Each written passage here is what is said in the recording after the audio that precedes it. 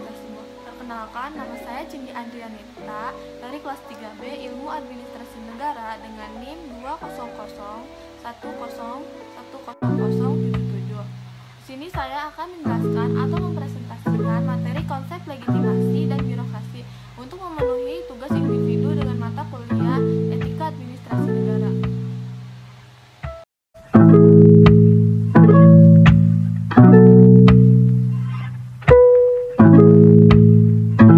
Got the kick.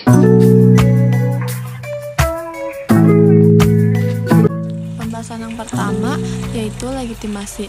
Legitimasi adalah penerimaan dan pengakuan atas kewenangan yang diberikan oleh masyarakat kepada pimpinan yang telah diberikan kekuasaan, dan dapat juga diartikan seberapa jauh masyarakat mau menerima dan mengakui kewenangan, keputusan, atau kebijakan yang diambil oleh seorang pemimpin.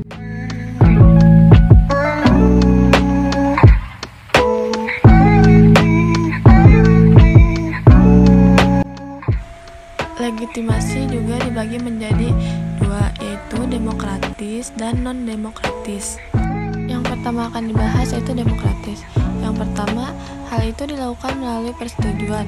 Nah, maksudnya meskipun masyarakat tidak secara eksplisit tidak memberikan persetujuan, dengan demikian menginvestasikan otoritas politik dengan hak untuk memerintah secara formal. Yang kedua, esensi pemerintahan demokrasi adalah proses kompromi, konsiliasi, dan negosiasi, yaitu melalui mana kepentingan dan kelompok saingan yang menemukan cara hidup bersama dalam damai relatif daripada menggunakan kekuatan yang kosong. Yang ketiga, demokrasi berfungsi sebagai sistem umpan balik yang cenderung mengarah pada stabilitas politik jangka panjang. Nah, maksudnya yaitu ketika demokrasi membuat hasil pemerintah selaras dengan masukan atau tekanan yang sudah ditempatkan. Selanjutnya yaitu legitimasi non-demokratis. Yang pertama, pemilihan. Jadi walaupun hanya satu partai, kadang tidak kompetitif, atau pemilihan yang dicurangi untuk memberikan rejim wajah demokratik. Kedua, rejim non-demokrasi telah berupaya legitimasi kinerja berdasarkan kemampuan mereka untuk menyampaikan.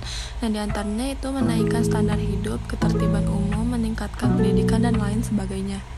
Yang terakhir, legitimasi ideologis yang digunakan untuk menegakkan hak pemimpin, militer, atau partai untuk membangun tujuan dan prinsip yang lebih luas.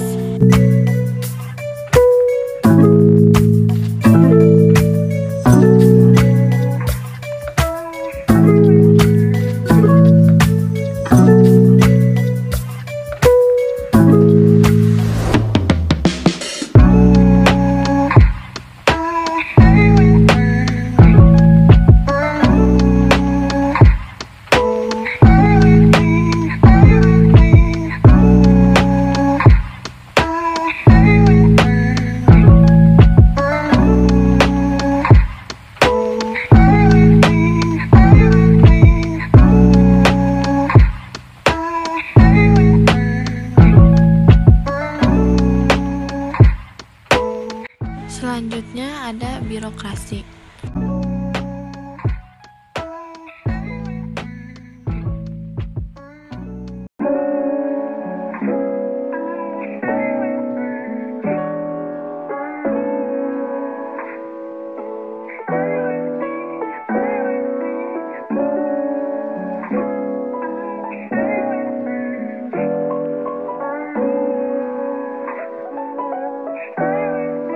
Yang pertama, yaitu menjalankan fungsinya sesuai dengan tujuan pemerintah.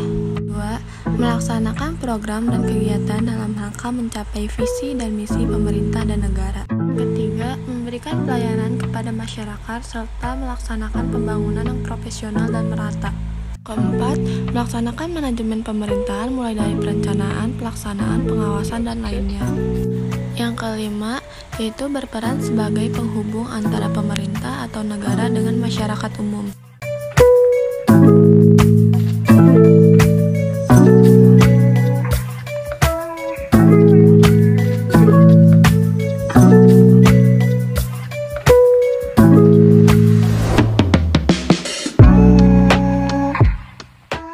Selanjutnya ada jenis birokrasi. Yang pertama, birokrasi pemerintahan umum. Yang kedua, birokrasi pembangunan. Yang ketiga, birokrasi pelayanan.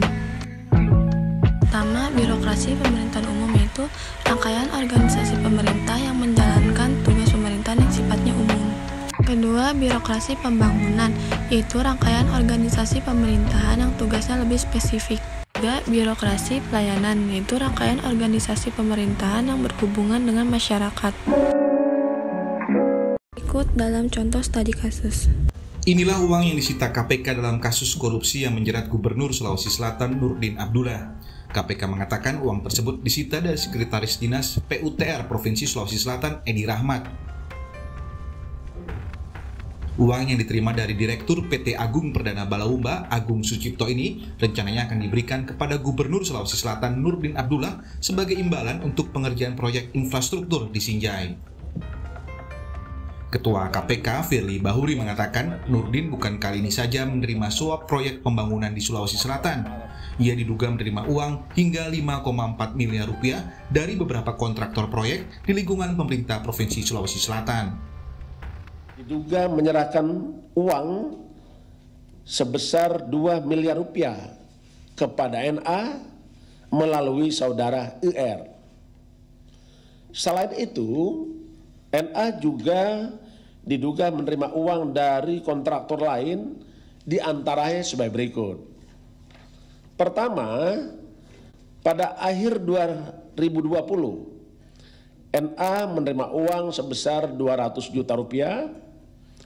Kemudian pertengahan Februari 2001, NA melalui SB menerima uang 1 miliar. Selanjutnya pada awal Februari 2021, NA melalui SB menerima uang sebesar 2,2 miliar. KPK masih terus mendalami kasus ini. Sementara Nurdin Abdullah usai diperiksa KPK dini hari tadi mengaku tidak tahu soal uang yang diterima oleh Sekretaris Dinas PUTR Provinsi Sulawesi Selatan Edi Rahmat. Ia juga meminta maaf kepada warga Sulawesi Selatan terkait dengan kasus korupsi yang menjeratnya. Saya ikhlas menjalani. Jadi kesimpulannya yaitu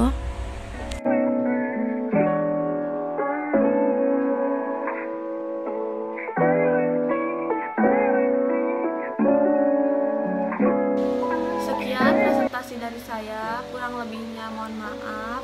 Terima kasih. Wassalamualaikum warahmatullahi wabarakatuh.